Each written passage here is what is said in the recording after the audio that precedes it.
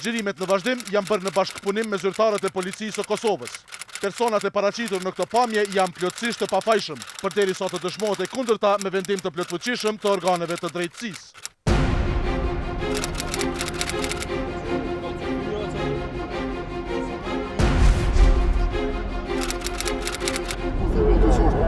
Sobo e kemi marrë një informat që është një zjarë të Villaluksi, është në kallë me autobus, jenë drejtim lokacionit.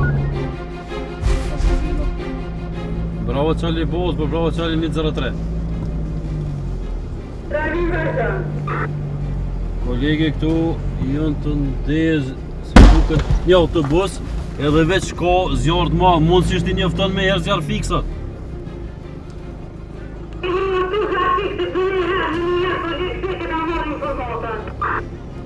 Mirë kolege, mirë se këtu është zjarë i madhë, mundësisht i njofton edhe një herë. Bravo Charlie 102, kolegë, musu afro kolegë, se veso unë në shpërthim.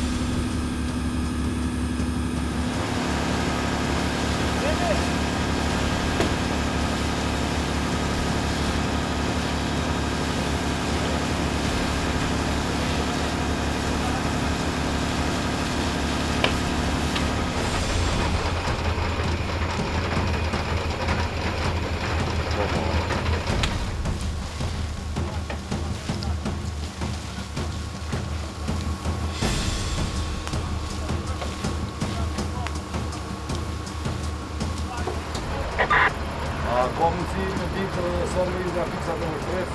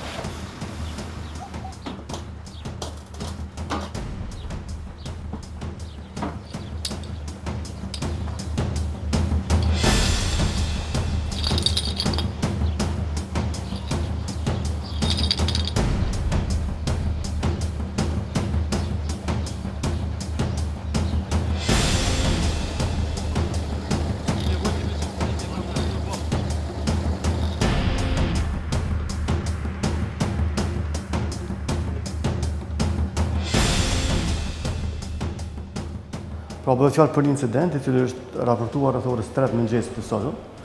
Njësi policore stacionit Jugu në intervistë ka reaguar në urgjencë në vendin e ngjarjes, ku më arritën në vendin e ngjarjes vren se bëhet fjalë për një zjarr i cili kishte kapluar 4 autobus të cilët gjendeshin të parkuar në vend parkingin e kompanisë në fjalë.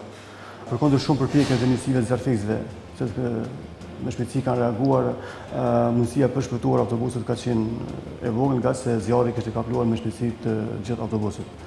Ndryshe me vendin e ngjarjes, njësitë policore për shihetuesit dhe ata arenal kanë kryer procedimin në vendin e ngjarjes. Deri më tash nga vendi i ngjarjes nuk kemi ndonjë indikacion rreth dëshimeve të caktuara. Hetuesit janë duke punuar në atë drejtim. Në mëngjesin e sotëm pritet që në vend ngjarjes të vijë edhe eksperti i pavarur i zjarreve, nga i cili presim të marrim ndonjë indikacion rreth shkaktarit të mundshëm të zjarrit në fjalë.